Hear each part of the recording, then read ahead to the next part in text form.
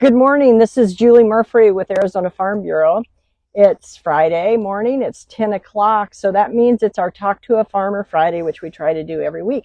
We're doing an exciting series that's going on into March. And my guest today is Richard Morrison. The series is The Future of Arizona Agriculture. So I'm calling my slate of interviewees like you, my Aggie futurists. So, you never knew you'd have that title, did you? No. So we're standing in front, and I'm going to ask you that story of the Morrison Silos, which has basically become an icon here, at least in Gilbert. If you go straight north about not even half a mile, there's a Four Silos coffee shop and sandwich place. And I don't know, it's become, this image behind us has become iconic. So as in our phone, all of the technology challenges with a phone, and I'm not going to say it's because I'm popular. So anyway, so we want to talk about the future, but I think we need to remember our past. Famous quote about it, you can't really know your future if you don't understand your past. So these silos behind us, which have been here since, We built them in the summer. Well, we started working on them in the summer of '62. It took a while to get them constructed. okay. And you can say that you helped with the construction. Yes, I'm the last surviving Morrison to actually work on the construction of that facility. Okay. Although what I did was underground, Really? preparing all of the pits for the grain to be dumped for the elevator to take it, up to the top. And during the entire time we were constructing the pits, the rings were being put in place, but slowly. It took a while to get that done. Wow. So 1960s, and Richard Morrison, one of the three sons to June and Marvin, right? Yes. Marvin Morrison, yes. Who basically farmed this valley here in Gilbert, Arizona. Right, we're standing on part of the farm. Yeah. Would this be part of the feedlot? No, Way back then? actually, originally this was part of the homestead farm for Hugh Nichols. Okay. Morrison Brothers bought it from, he was one of my uncles because my grandmother was a Nichols. Okay. So Morrison Brothers bought it from Uncle Hugh in the 60s, started farming it. By the mid-70s, they converted about 40 acres here to an equipment storage area. So this was filled with cubers and discs and all kinds of hay equipment, swathers, tractors. Originally, the equipment area was over, about 300 yards southwest of here. But the farm got big enough when they started farming 5,000 acres. They needed more equipment, and we overflowed into this area.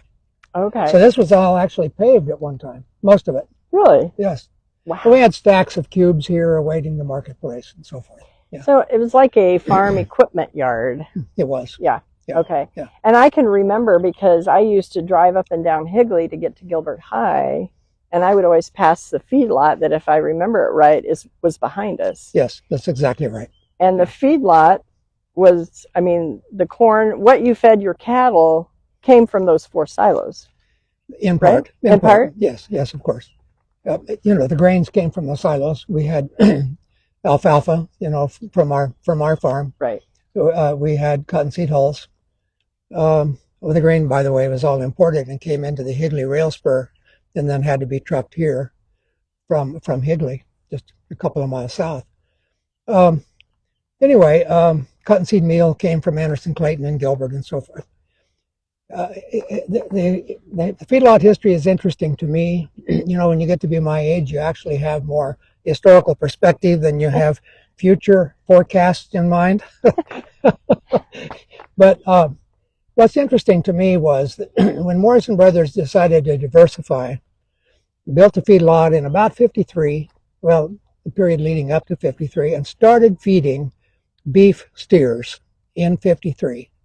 Most of those cattle came from Port Gibson, Mississippi. We call them Okie steers. They were definitely a mixed breed. And Morrison Brothers fed cattle in that location for 20 years. there was a graph on the wall of the office which showed the profit per head and the loss per head in years of, decline in market prices. And what that graph so vividly depicted was that at the end of 20 years, all of the years of profit were wiped out by the years of loss, and they had made exactly nothing that they could, count on for reinvestment and meeting the capital needs of the farm. Wow. So they actually stopped feeding for a short period of time. Then, in 72, they started the Arizona Dairy Company. Yeah. And, of course, the question was what to do with the bull calves. Well, of course, they were turned into steers, and they were brought over here, and they started feeding all over again. And in a sense, I think that is worth remembering because it perhaps suggests a model for a lot of our farmers and ranchers in terms of how to essentially repurpose or reuse facilities. Now, you might say, well, they were always feeding for the beef market, and that's true, but they never anticipated feeding dairy steers. And, of course, we all know what's happened since that time. It's hard to find anything but black and white in feedlots today. But it was a way to extend the life of this facility, really, for another 30 years. So my question then on the silos behind us, were they exclusively feeding your own cattle? Yes. Okay. How big was the feedlot? We fed 5,000 head. Okay. And my job in high school was to mix the feed for those 5,000 every morning before I went to school. Wow. So I was out here early. So you have a lot of relationship with these 4 silos behind us, and Yes. This is a treasure to know your touch point on it, really. Thank you. So real quick, pause, kind of a station identification. Again, Julie Murphy with Arizona Farm Bureau talking to Richard Morrison of I will say Morrison Ranch because it's all around us here in Gilbert. But we're standing in front of something that's an original iconic symbol of their farm legacy here in the Maricopa County area. And if somebody's joined us live, we average a couple dozen people, and sometimes I'll ask questions. Feel free to ask questions in the comment. But now I'm going to ask the futurist question, Okay, even though you can maybe reflect on the past a little bit more than the future. What's we're still early in this new year. What's your future assessment of Arizona agriculture? Well, let me start by saying it has to be acknowledged that Arizona agriculture doesn't exist in a vacuum. We're part of a vast agricultural industry, agribusiness. A lot of our commodity goes out of state for processing and for distribution. So, I kind of start thinking about that question with reference to the national data that's available. And the short answer to your question is more of same. By that, I mean ever escalating input costs, continuing volatility in commodity prices, changing demographics, stresses with water, and every other problem you can think of will probably be with us, for a while. USDA, Economic Research Service, just published some forecasts for 2024, which suggests that net farm income for this year is going to be $42 billion less than 2023, which was $53 billion less than the year before. Wow.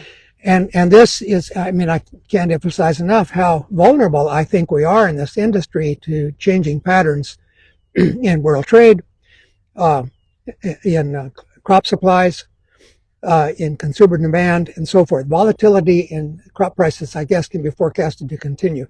I do remember so clearly the year 2010. I was sitting in a national farm meeting, and some very prominent economic forecasts were being presented. The people responsible for these forecasts were explaining that up until that time, virtually every year, and I don't know how many years, but a long, long time, increases in market prices were always associated with shortage.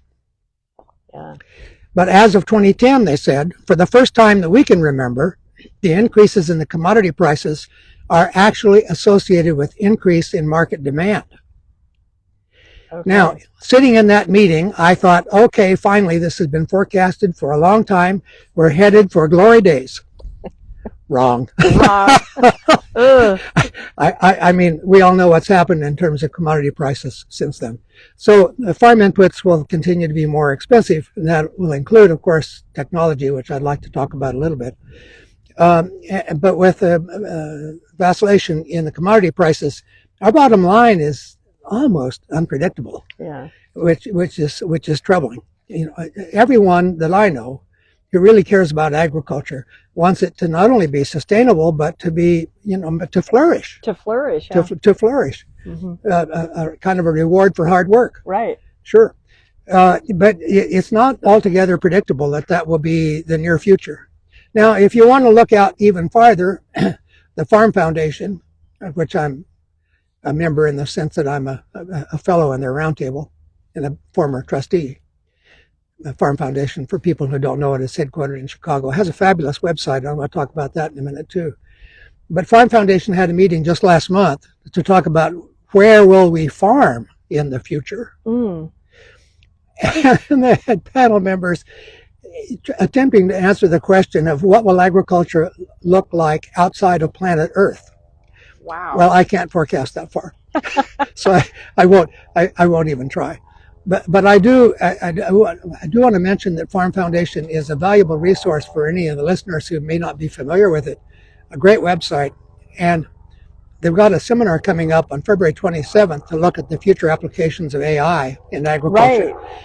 And the panel members will include, an executive from Deere & Company, an executive from Microsoft, a couple of professors, one from Purdue and one from University of Illinois. I think that's going to be a very good seminar or webinar, and I intend to watch that myself because, of course, almost everybody thinks that technology is the wave of the future for one reason or another, whether it's precision agriculture or whether it's water conservation or some other objective in mind.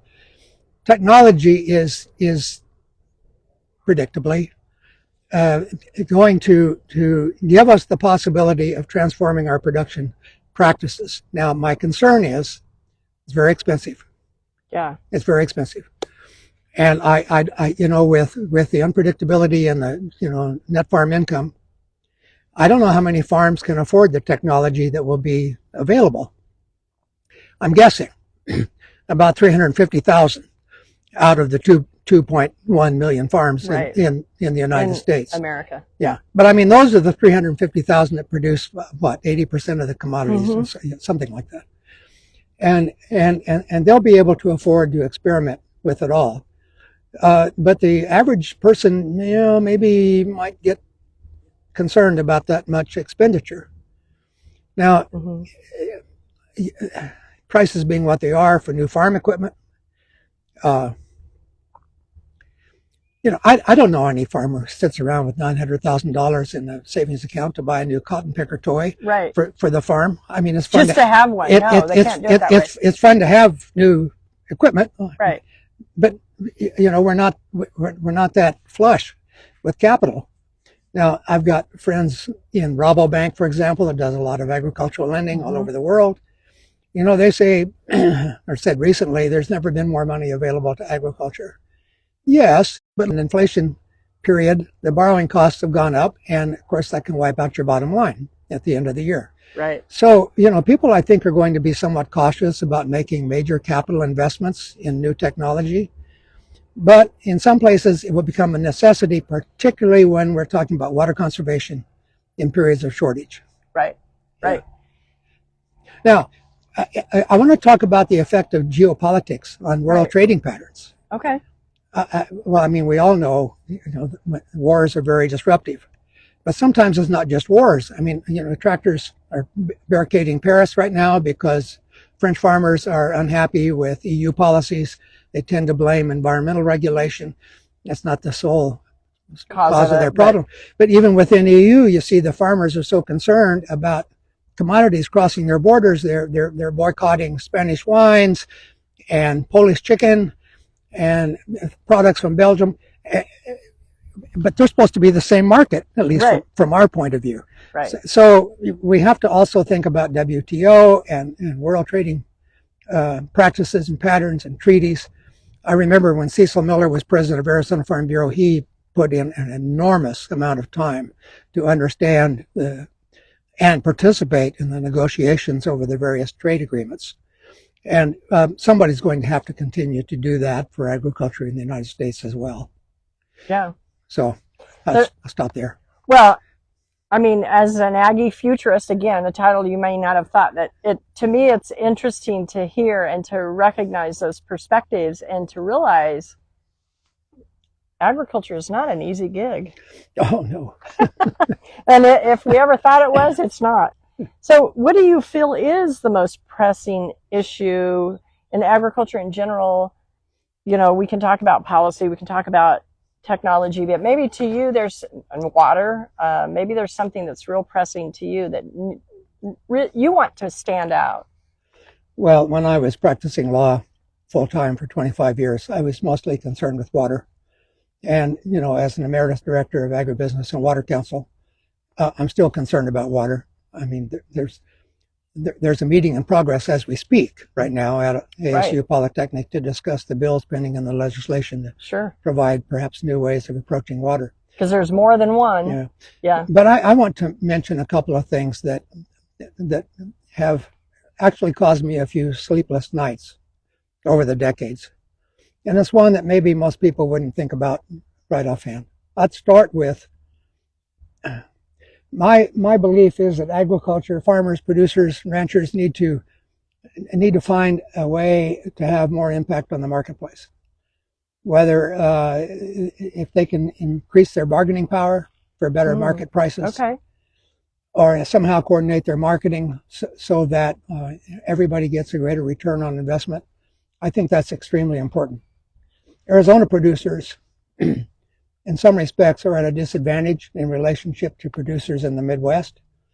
For example, when we were selling calves off the ranch near Flagstaff, it didn't take me long to figure out that we were getting 7 cents a pound less than producers in Oklahoma and Nebraska, Texas.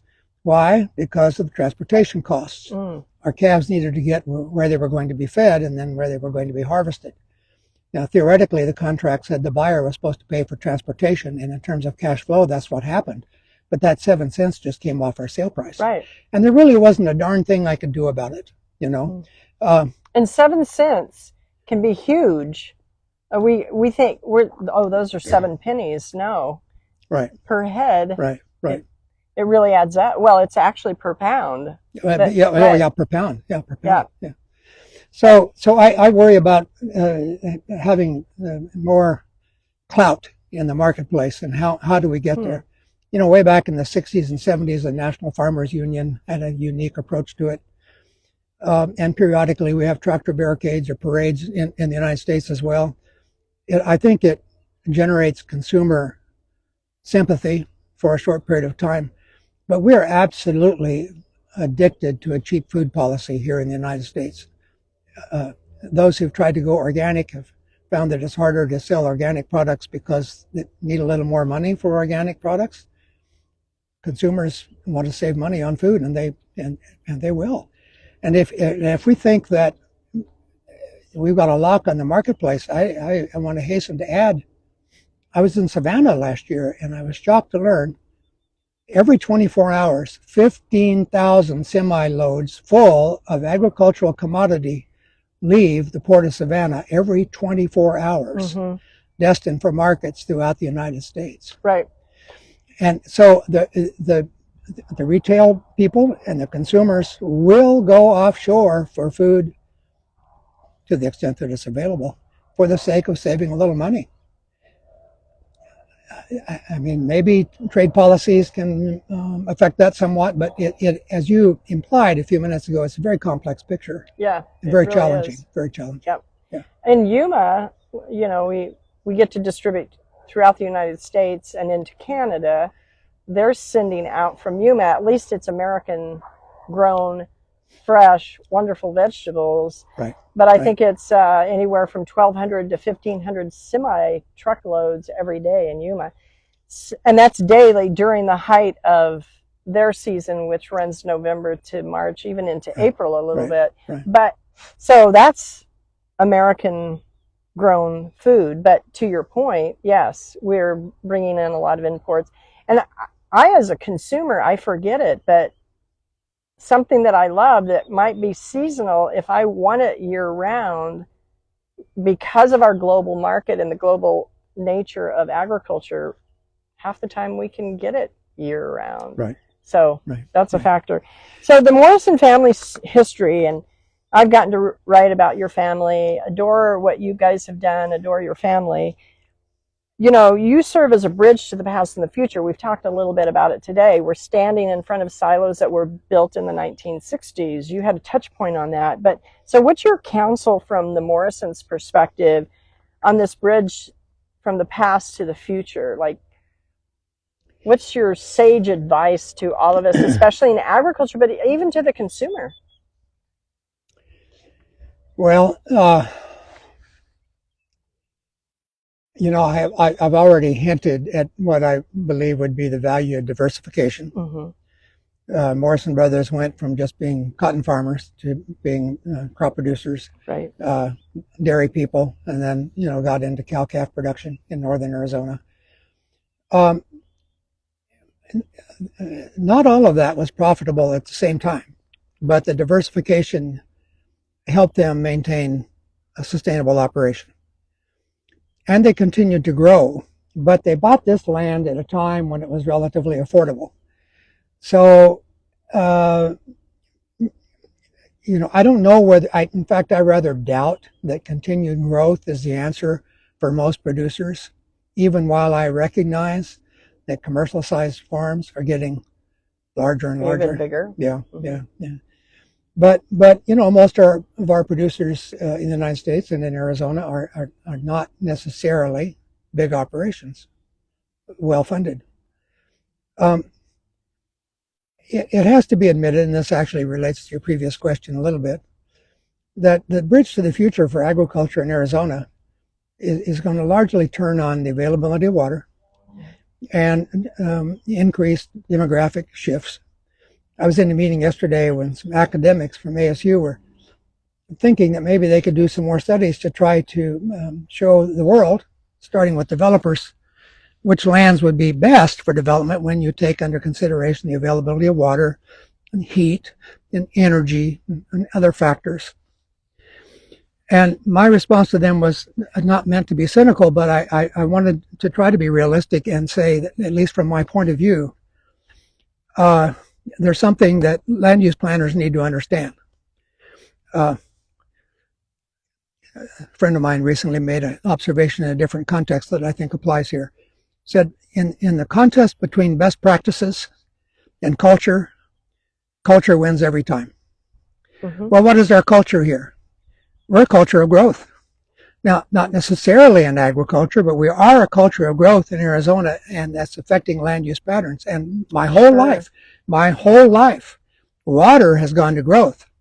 Energy has gone to growth. Wow. These academics are supposing maybe they can make growth go to energy, growth go to water, and maybe to some extent they can. But the culture will continue to drive economic investment. There's a lot of big money involved in real estate development. I don't see that changing. So what's the answer? Well, way back in the 80s, the University of Arizona College of Agriculture came out with a forecast that by this time, most of Arizona agriculture would move to Indian reservations. Now, that has not proven to be true, maybe to the extent that they anticipated. But I was looking at some census data the other day, which showed that between 2007 and 2012 in Arizona, we went from 15,000 farms to 20,000 farms. And the majority of that was associated with new startups on Indian lands. Yeah. I do believe that part of the answer to your question about the future is we have to grant that reservation lands are going to become increasingly important to some people. Right. Not to everybody, but, you know, to some people. And some of the things that go on there are actually associated with niche markets. Right. That most of us as commercial producers never really thought about. I don't know whether the buy local movement has fizzled out a little bit in the interest of carbon sequestration, But I think 10 years ago there was more clamor for buying local than there is today. And so those who have the ability to serve local markets may find that once again price dictates the outcome. It's not so much a buy local preference that's going to give them a market. They're going to have to compete with every other producer to get their goods into the public square. But water availability is the big issue for Arizona agriculture. And I just want to say quickly, there are a couple of bills in the legislature right now which, are being discussed right as we speak, and in the legislature and also in various ag groups, which are going to be designed to make it possible for the Department of Water Resources to create management areas outside the existing AMAs and INAs. There has historically been a tremendous resistance to that among producers, and part of the resistance is associated with not wanting to meter their wells and not having to report their data. Personally, and I don't mean to insult anybody, but I really don't think that's going to turn the tide, and here's why. Department of Water Resources can figure out how much water you're using from satellites, by and large. Wow. They don't need your meters. And I think that actually... But it doesn't appear that they're using them yet, because they keep making reference to maybe more than you know. Oh, okay. There you go. I think the requirement for metering is going to fall out of this legislation because there's some retired experts from Salt River Project counseling ag groups to say, don't get excited about metering. I mean, if you can sanction it, or that is to say, if you can accept it, fine. But on the other hand, if you think you want a victory because you don't have to meter, think again. I get it. Now my personal thought is that there's probably not an acre in Arizona that wouldn't benefit from some form of management plan. Not necessarily an AMA, not necessarily an INA. But look what's happened in Wilcox. You've got neighbors that are just bashing each other because they can't agree on what to do there, and the dairies have had such an impact on the aquifer there. What is not in the interest of Arizona agriculture, particularly in the future, is engaging in a continual process of pumping to the bottom of the aquifer. That will not work for future generations. Right. And somehow or another, we've got to get our arms around that. Right. Yeah, I agree. Yeah. So we've had a discussion of a lot of kind of reality check news here, and some of it's been kind of sobering. By the way, a little station pause. I'm interviewing Richard Morrison with Morrison Ranch, farming the Maricopa County area here in the Gilbert area for quite some time. We're standing on former farmland, maybe where you had the equipment yard. Yes. And so if you have any questions, feel free to ask. If you don't, no worries. We also are going to post this on Facebook, and we'll save it to Instagram. But one of the things that struck me, because the other thing that happened just this week on the 13th, which I think was Tuesday, the Census of Agriculture data came out. Now, unlike the general American census that happens every 10 years, the agriculture census occurs every 5 years. And in that census, it showed once again across the board a reduction of not only farmers and ranchers, but also ranch land. Here in Arizona, it's not, to me, it didn't look quite as dramatic. And the data, and I haven't drilled down yet enough, doesn't really indicate, I think we lost about 64,000 acres. But it's hard to tell, and that's off the top of my head from just looking at it yesterday. So somebody can correct me in the comment section if I have that figure wrong. But we've certainly lost land. It's no longer in production. Well, we may automatically assume that some of it has to do with development, but we still have to hash that out and find out, especially if we can drill down county by county. But having said that, we need our agriculture. And when you see farmers and ranchers going out, or the next generation is maybe not taking it up, or they're moving somewhere else to farm it. That's happened a lot. Steve Sossman and I talked about that quite extensively. So this is all to say some of these numbers are kind of sobering Are you hopeful about Yeah. Arizona agriculture? Well, I want to reference the database that you're just speaking about. The numbers I saw suggest that the number of young farmers and ranchers and those who've been in the business less than 10 years is actually up across the United States. You are correct. I saw that too. But I think I saw somewhere that the number of such persons in Arizona is down 5.6%. Mm-hmm.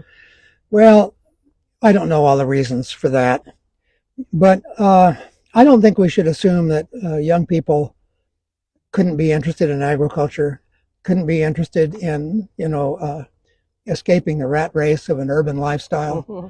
which is just filled with strife and stress. Of course, agriculture has its own stress. I get that. But hard physical work helps you cope with stress. Yep. I'm always hopeful. But I'm a little cautious about predicting what younger people will do because I don't know how many of them have access to capital. And we are so capital intensive in our agriculture, certainly on a commercial scale, that unless they inherit the farm, well, first of all, they're going to be limited leasing, not owning the farm, but leasing. And I think the data shows that more and more farms are owned by absentee landlords, operated by younger people, or in many cases, but landlords are somewhere else, which suggests that leased land will still be available. And, your annual budget doesn't have to be as high if you're not making installment payments for the purchase of the farm. Good point. Yep. Yeah. Yeah. Well, it's always good. And then so far, 3 for 3, you've all said you were hopeful about the future of Arizona agriculture. Yeah. So I'm going to land on your area of expertise, the water issue and water's future. You alluded to much of it, especially as it relates to these bills that are circulating in the legislature right now. And it's going to be an interesting legislative year, yes, to it is, say the least, when it comes to water. But even separate from the legislative issue, because we've landed on that, and you've said without water, we really can't farm in Arizona. So that's always going to be front and center. But any other little caveats we haven't landed on with that issue? Well, it's just so important for anybody, particularly those who don't know water all that well. It's very important for everybody to understand there's no one solution that fits all. You really need to analyze groundwater availability basin by basin. You need to look at the forecasts on Colorado River use with some care, and I want to come back to that in a minute. You need to understand that the future for cities will be planned differently than the future for agriculture. Sure. And they may be at cross purposes. Mm-hmm. Colorado River availability is hugely important to us. But I want to make a point about looking at data and understanding it. And I'll illustrate it 2 ways. Do we have time? Yeah. Okay. Well, first of all, back about 5 years ago, the Bureau of Reclamation had published some graphs showing the probability of shortage conditions on the Colorado River. I've seen them. And they're kind of sobering. And most people saw them, but I didn't hear many people looking behind them, asking hard questions like, well, now, wait a minute. Who did this work? What were their assumptions? What was their methodology? What statistical methods are they using?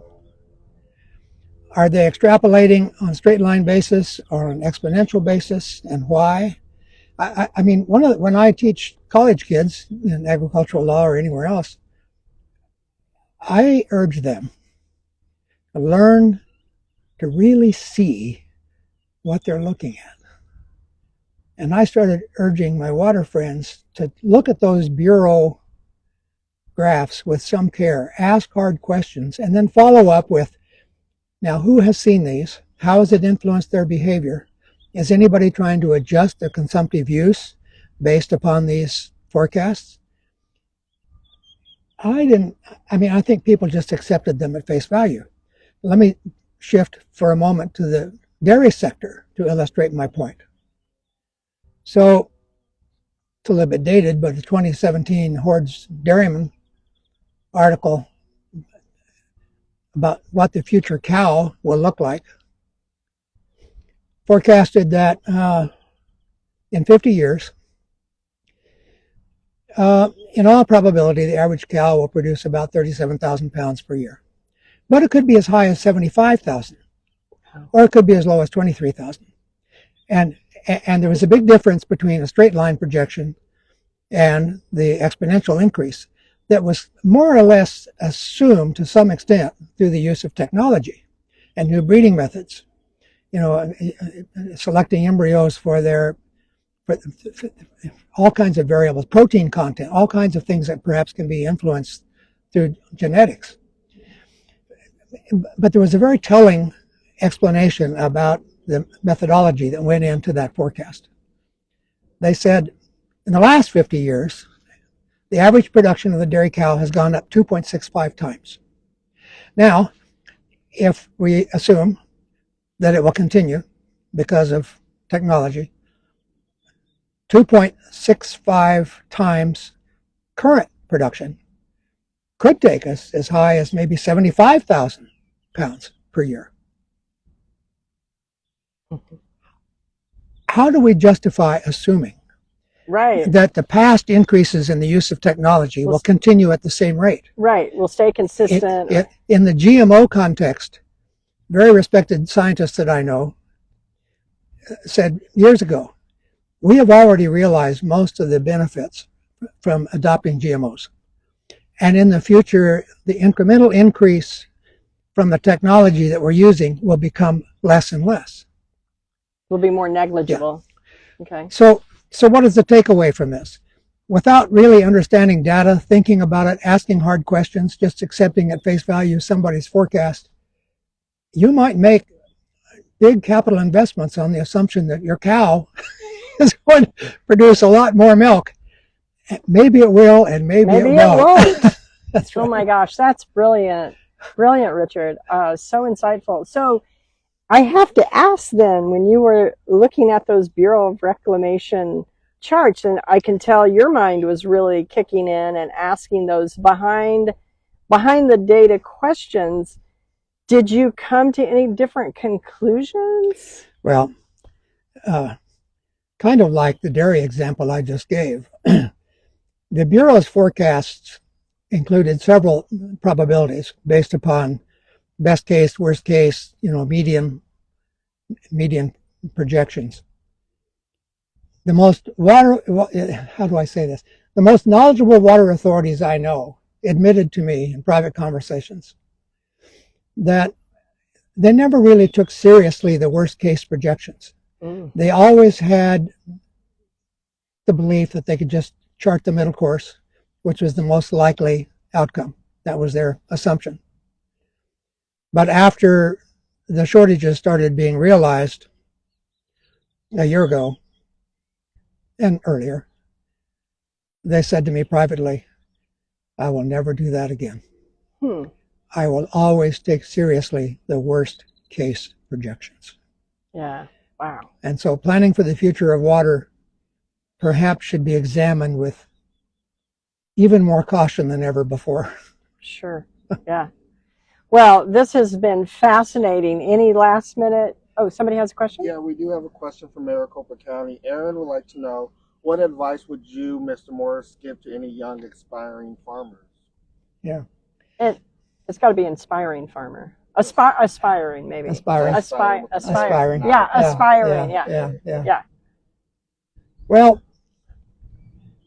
do what you can do to find some leased land that's accessible and affordable. It might be in the family, it might be outside the family. As there are in most families, some in the next generation who will choose not to go into farming. There'll be some farmers who will have to admit that they don't have any offspring who want to stay in the business. They'll be looking for tenants to keep that farm under production for as long as farming can take place there. I would also hasten to add, look for a place where you can stay in the business as long as possible. Because if you don't own the land, it's going to be very frustrating to be displaced, to have to try to move your labor supply, your equipment, get acquainted with new fertilizer salespeople, new equipment manufacturing salesmen, and so forth. Relocation can be daunting and difficult. my brothers and I experimented a little bit with moving into Pinal County in 1986, and we farmed there for 6 years. We didn't stay there because it was not convenient. It was difficult to manage from a distance. And we began to get more and more concerned about the future of the groundwater supply in Pinal County. And so we sold that farm and came back, making sure that our work was centered in Maricopa County. Now, why do I mention that? Well, because, of course, Pinal County is in deep distress right now in terms of groundwater supply and in terms of CAP availability. I can't stand here and tell you that I was able to foresee that, but I began to worry about it. And I thought that the day might come when essentially somebody would say, well, we're experiencing a black swan event, something that was largely unanticipated with disproportionate impacts. Well, my family always tried to foresee black swan events as best we could.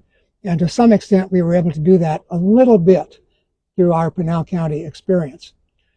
We could have stayed there until probably the present day and farmed longer there, but it didn't turn out to be a profitable venture for us in that location, and it was much more difficult to manage.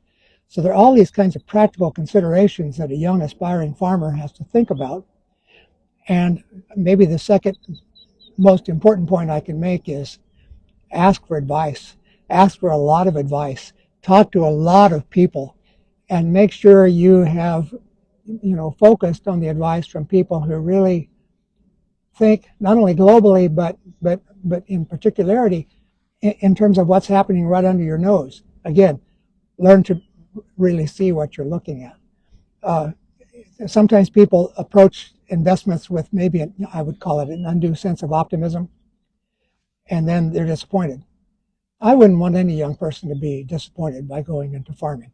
And so location really matters. Location matters so much in terms of what you will do and how you will get the water that you need for crop production, or to feed livestock or provide drinking water for your dairy. That's a very general response, but I think it's an appropriate one. And an important one. Yeah. Appropriate and important. Everyone that joined us today, thank you. This is also going to be saved. We actually get a lot more views afterwards. Some of our fan base, so to speak, with Talk to a Farmer Friday, like to come on later when they can. It's a weekend and they can watch it. Yeah. And so we always post it on Instagram and then share it to Facebook. And like I said, my colleague that's behind the camera, Joel Carr, he's investigating, and we may just put these also up on YouTube. So stay tuned. And we will do this every week. I kind of take a sabbatical every once in a while because they're kind of hard to manage, but they're fun. And I learn from voices like you, Richard Morrison of Morrison Ranch. And I thank you so much because your family has given so much insights and business acumen, really, to a lot of people that would listen. So thank you, and tell your mom hi, and happy birthday. What a treasure to have her in the family. Yeah. And tell your brothers hi. Okay. Again, this is Julie Murphy with Arizona Farm Bureau on our regular Talk to a Farmer Friday. Thank you.